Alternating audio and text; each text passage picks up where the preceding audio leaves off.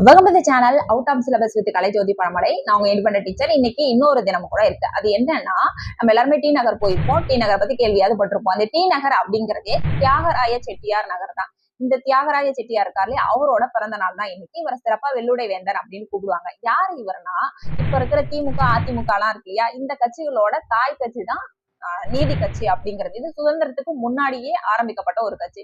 அப்போ வெள்ளக்காரங்களோட எல்லாம் போட்டி போட்டு அவங்க ஜெயிச்ச போது அவருக்கு முதலமைச்சர் பதவி கிடைச்சது. அது வேண்டாம்னு சொல்லிட்டு கட்சி பணிக்காக அவர் தன்னை அர்ப்பணிச்சுக்கிட்டாரு. அது மட்டும் கிடையாது, நம்ம காமராஜர் தான் எல்லாரும் மதிய உணவு திட்டத்தை கொண்டு வந்தாங்கன்னு நம்ம கேள்விப்பட்டிருப்போம். ஆனா இவரு தான் ஃபர்ஸ்ட் மதிய உணவு திட்டத்தை இங்க நடைமுறைப்படுத்திருக்காரு சென்னையில.